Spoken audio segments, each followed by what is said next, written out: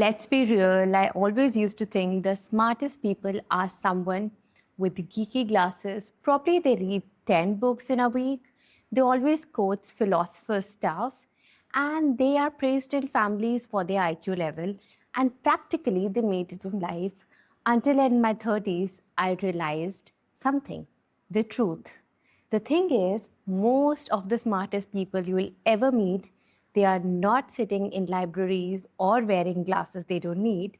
They are just curious about everything. And that's the part nobody tells you. You don't need to be a genius to be smart. You need to be interested in order to build a mind that looks at the world with the eyes of curiosity. You know that how kids notice things, they ask questions, and how they connect. And today I'll show you exactly how to do that. Habits, mindsets, and a few weird but powerful things that'll make you way sharper than 99% of the people. But first, intro. Hi, I'm Pooja. I make YouTube videos around self growth, little life lessons, and practically content that solves problems. If you like my videos, please consider subscribing because, yes, that's going to mean a lot to me. Let's start with this video. First is watch boring stuff. You know what's underrated? It's boring content. Yes, we all want interesting, eye gripping stuff, but you know what? Consuming boring content is not so boring. I mean, those documentaries, those history channels your parents forced you to watch, random science videos, that long interview you usually skip because it's not entertaining stuff, it is where you'll find the max amount of knowledge. When I started watching documentaries on topics I didn't even care about, but I did it with my child because she was interested. So I started watching with Stephen Hawking's documentaries on black hole and cosmology, and it taught me something I didn't care earlier. And then I started with politics, history, and all the boring stuff. And you know what happened? My brain started connecting dots between totally unrelated things. So the idea is you don't have to be obsessed with knowledge, you just have to expose yourself to it. So next time when you're folding laundry or you are commuting, just try plugging in a TED talk or a YouTube that gives you knowledge on the most boring stuff because I can bet on this. They have some hidden knowledge that will help you in life. You can always make chores your time to learn and know more about things.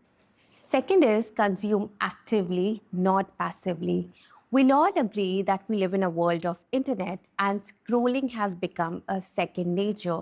We cannot resist ourselves without scrolling. So how about we change the script and instead of consuming the content you're watching, we consume it actively, not passively. Let's be honest, processing what you see, what you listen, or the basic knowledge you're getting is the real takeaway. So, simplest practice to start with is after you read a book or listen to a podcast, just sit with it and take few minutes to process. You can ask yourself, what was the main point? What did I learn from this? How does this connect to something else I already know? And then just try summarizing it in a few lines, either on your notes app or in your head. And if you're brave enough, just try implementing what you consumed in your particular day and just see that how it has added value. This little practice, if done consistently, can turn your wisdom tenfold because wisdom that's never applied is just noise in your head. Third is learn from your mistakes. Every mistake you make is the biggest learning you get. And you know what's wild? Neuroscience actually backs this up. There is something called error based learning. It's how your brain rewires every time you mess up. When you make a mistake, your brain produces a signal called the error related negativity, which literally spikes in your frontal cortex. It's basically your brain saying, wait, that didn't go as planned, so let's fix it next time.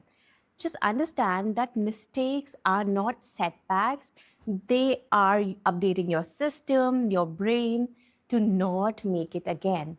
So when something goes wrong, instead of asking why me, why it happened to me, just flip it to why did this happen? What assumption did I make? What did I ignore? How can I handle it differently next time? When you ask these questions, this is how you will learn from your mistake, and this is how intelligence builds. And it always happens from losses. It's what's called a growth mindset, a term by Carol Dweck. People who believe abilities can be developed through learning actually show more brain activity after failure. And honestly, failure is not that bad. It is the biggest learning. So, yeah, if you're just apprehensive, take that risk because you never know, you might learn something from your failures if that happens. Next is conversations that make you smarter. You don't need to travel the world to broaden your mind. You just need to talk to people out of your bubble, out of your circle. Mark Twain wrote about it like how travel can expand the mind, but conversations, observations, and curiosity about others do it even more deeply. Think about the barista, your neighbor, the elderly couple you saw in the park, or even your cab driver. Each one carries a small history of a completely different world you didn't know because they all come from different backgrounds and they all have their own wisdom to share. It's a very interesting thing to know about people and their different backgrounds and get something out of it. Next time when you sit in a cab or you're traveling, just try striking a conversation with a stranger. Ask curious questions like how has your town changed over the years? Or what's one thing young people don't get about life today? And you'll be shocked how every person comes with a whole new narrative. I personally love interacting with people with diverse backgrounds, and each time they have a beautiful story to share. And living this beautiful life, knowing about people, to be honest, this kind of curiosity makes you more human, emotionally inclined, aware, and connected to people around us. Next time you get an opportunity to talk to someone or talk to a stranger, don't be shy to strike a conversation. Fifth is find hidden wisdom. Now, this one is gold and personally my favorite because I never used to think about it that way. As you hop onto YouTube or any social media platform, you see plenty of titles with clickbait, and you must know not everything wise comes with a clickbait title or a viral tweet. Because some of the best lessons in the world are covered in dust. Yes, they are covered in dust. Because think about all the ancient books on philosophy, literature, and history. They have some real wisdom and hidden treasure of. And the thing is, no one cares about those books. No one cares about that kind of information. Pick up books that are 100 years old, and these could be essays, philosophy, old literature, because they open up your brain broadly and show you a world that is way different than what you think. And that way, you're learning how people used to think. It acts like a time machine, and you go in the past. And the best practice is start small. You can do one page of a classic each night. And even if it makes zero sense at first, just keep going because it will be uncomfortable at first, but deeply it changes the way you think. So, yes, try it, and I'll be eagerly waiting that if you implement it and comment. Sixth is teach before you fully understand. And now this one is again my favorite and something that I am doing constantly in my personal life. I try reading something every morning, and this is a practice I do. So when my husband comes after dropping our daughter to the school, we sit together over coffee and I explain something that I learned from the book. And that way, it is a shared wisdom. Just try explaining something you learned or read any day and just do it as a way you are teaching it to someone else. So it could be a topic on AI, a finance concept, or even the most simplest or weird thing like why the sky is blue. And when you explain it out loud, your brain instantly finds the gaps. And that way, you will feel how your understanding breaks down. So that's when you know what to Google next. And that way, you're constantly learning.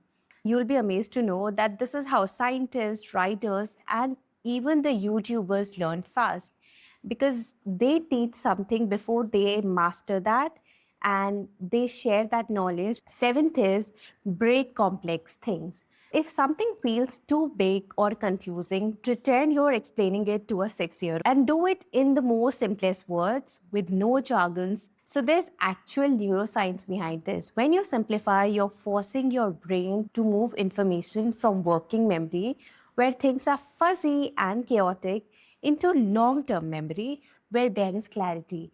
And there is a 2012 study that showed when people explained a concept in their own words, especially in simplified form, recall doubled compared to those who just reread it. And Richard Feynman, the Nobel Prize winning physicist, built his entire learning method around this idea. He would say, if you can't explain it simply, you don't understand it well enough. This later became as the Feynman technique. So that is basically take a complex idea, teach it in simple language, and find the gaps and refine it until it is clear. And Einstein also thought the same way. He believed that if a theory can't be understood by a child, it's not complete because truth at its core is elegant. So, whenever you hit something complex like philosophy or even your own emotions, just try to break it down as if you're teaching it to a 6 year old.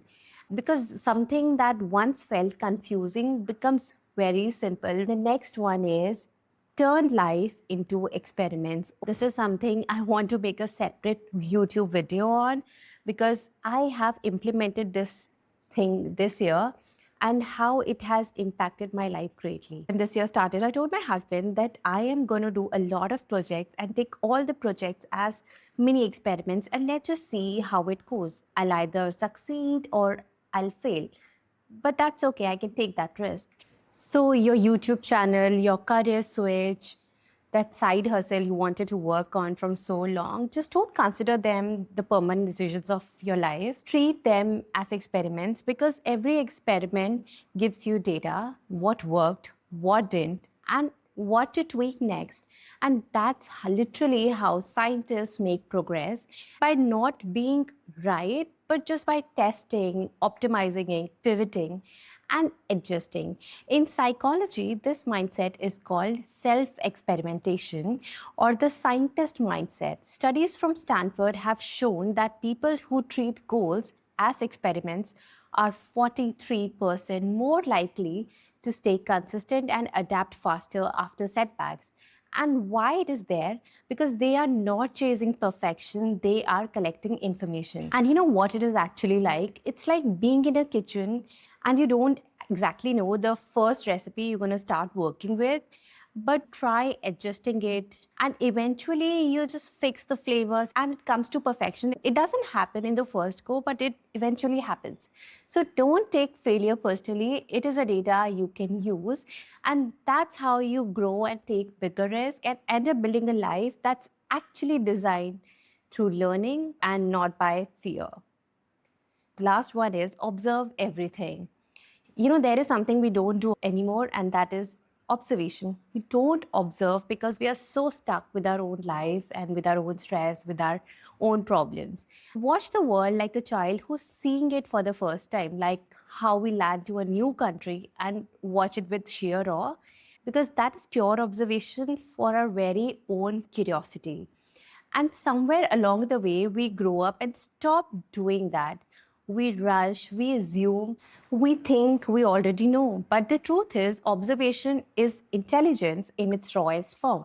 Studies in cognitive science shows that our brains process up to 11 million bits of sensory information per second, but we consciously notice only about 40 of them. The people who train themselves to observe, to actually see, they make better decisions because they catch something what most minds skip. So basically, what you need to do is start small. Notice how a toddler negotiates for one more cookie, or because that is basically emotional intelligence, or notice how someone orders coffee. You'll see patterns in their confidence and social comfort, or how they are dressed. If you're sitting in a room, just notice how sunlight shifts the mood of a room. Understand that observation is intelligence you can't explain, but it is something you can always feel. So now we have come to the end of this video. The takeaway is, in order to be smart or intelligent, what you need is basically your curiosity in place, the way you reflect, you pay attention to things, ask questions, teach something half understood to somebody who doesn't know, and let life happen around you. Because if you'll keep on doing this, one day you will wake up and you will realize that you're more sharper, you think deeply, and you basically care about learning every day, and you're more alive than you ever thought possible. Now just go and watch something boring and just try implementing these steps. I hope you liked this video. If you liked it, please consider subscribing, and I'll see you in my next. Bye.